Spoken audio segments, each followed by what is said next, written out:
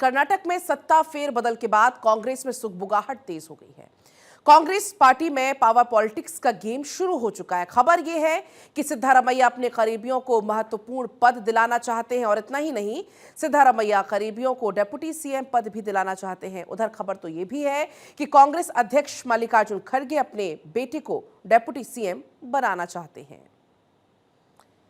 तो आपने देखा कल से किस तरीके से बहुत ज्यादा हलचल इस वक्त कर्नाटक में देखने को मिल रही है। सियासत फेरबदल का दौर चूंकि इस वक्त जारी है।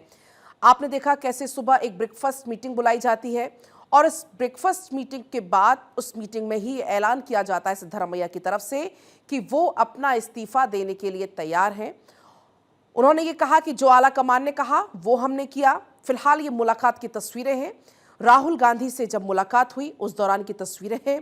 लेकिन इसी बीच कांग्रेस में अंदर खाने पावर पॉलिटिक्स का गेम फिलहाल चल रहा है, क्योंकि खबर यह है कि सिद्धारमैया अपने करीबियों को चाहते हैं कि उनको महत्वपूर्ण पद मिले और डेप्यूटी सीएम पद भी वो दिलाना चाहते हैं। लेकिन खबर एक तरफ यह भी है कि कांग्रेस अध्यक्ष हैं जो मल्लिकार्जुन खड़गे, वो अपने बेटे को डेप्यूटी सीएम बनाना चाहते हैं। इसी बीच मेरे साथ पॉलिटिकल एडिटर अदिति नागर जुड़ गई हैं। अदिति, कल से बड़ी हलचल है अगर हम बात करें कर्नाटक की पॉलिटिक्स में, लेकिन इस बीच अब सुगबुगाहट तेज हो चुकी है। सब अपने अपने करीबियों को चाहते हैं कि अहम पद मिल जाए।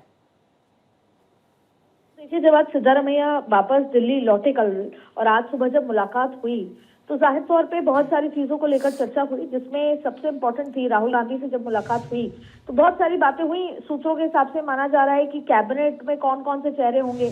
तो अब देखिए, 3 गुट बन चुके हैं। एक खुद जो डीके शिव कुमार है, दूसरे सिद्धारमैया और तीसरे हैं मल्लिकार्जुन खड़गे। तो अब तीनों ये चाहते हैं कि उनके करीबी चेहरे जो हैं वो कैबिनेट में भी रहें।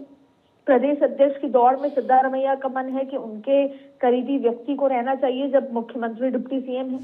राज्यसभा की एक सीट पर मल्लिकार्जुन खड़गे हैं, बाकी की 2 सीट पर कौन होगा, सिद्धारमैया और सब गुट चाहते हैं अपने अपने नाम। बोर्ड कॉर्पोरेशन में हिस्से की चर्चा हो रही है कि बोर्ड कॉर्पोरेशन में कौन जाएगा। लेकिन उससे बड़ी बात है कि कर्नाटक में डिप्टी सीएम के दावेदारी की लिस्ट फहरिस्त आ गई है, जिसमें प्रियांक खड़गे जो कि खड़गे जी के बेटे हैं उनका नाम चल रहा है। फिर है एमडी पाटिल, उनका नाम भी आ रहा है। जी परमेश्वर, उनका नाम भी आ रहा है। जमीर अहमद और के जे जॉर्ज का नाम भी आ रहा है। तो अब सवाल ये है कि किस तरीके से एक लंबी फहरिस्त गुटबाजी तेज हो गई है। कांग्रेस हर बार इससे मात खा जाती है। पहली बार ऐसा देखने को मिला कि कांग्रेस ने एक बड़ा फैसला लिया, 6 घंटे के अंदर कांग्रेस मुख्यमंत्री बदल पाया।